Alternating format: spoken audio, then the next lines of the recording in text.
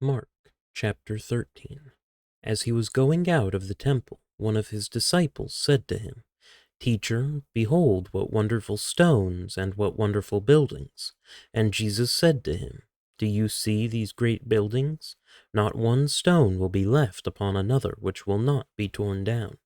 As he was sitting on the Mount of Olives opposite the temple, Peter and James and John and Andrew were questioning him privately.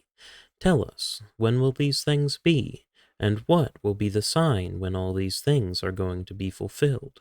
And Jesus began to say to them, "See to it that no one misleads you. Many will come in my name, saying, 'I am he,' and will mislead many.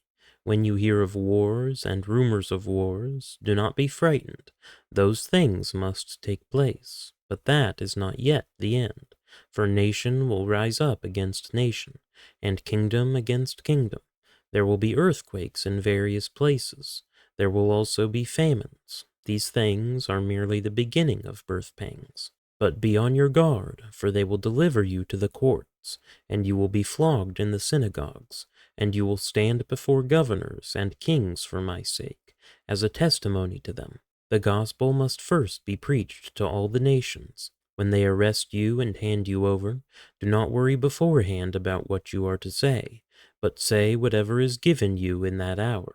For it is not you who speak, but it is the Holy Spirit.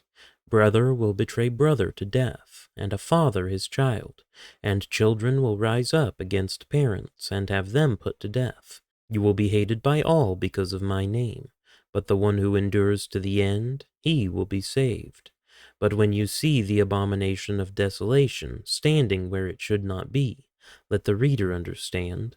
Then those who are in Judea must flee to the mountains.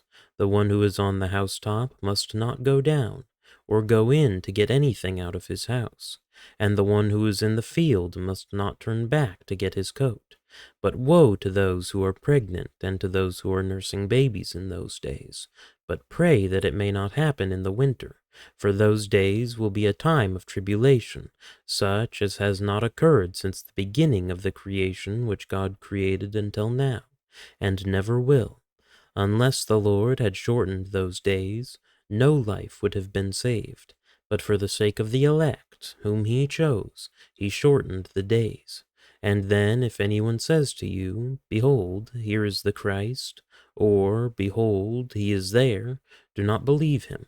For false Christs and false prophets will arise, and will show signs and wonders, in order to lead astray, if possible, the elect.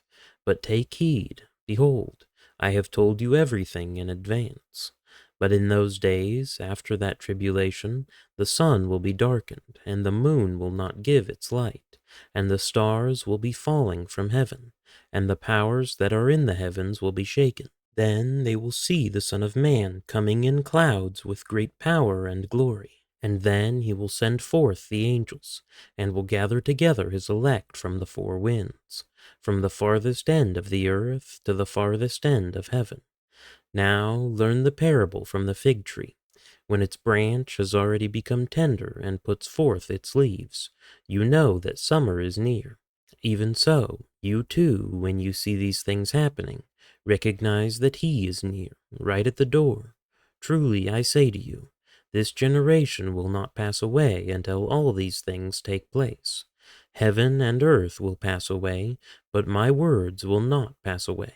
But of that day or hour no one knows, not even the angels in heaven, nor the Son, but the Father alone. Take heed, keep on the alert, for you do not know when the appointed time will come. It is like a man away on a journey, who, upon leaving his house and putting his slaves in charge, assigning to each one his task, also commanded the doorkeeper to stay on the alert. Therefore be on the alert, for you do not know when the master of the house is coming, whether in the evening, at midnight, or when the rooster crows, or in the morning, in case he should come suddenly and find you asleep. What I say to you, I say to all, be on the alert.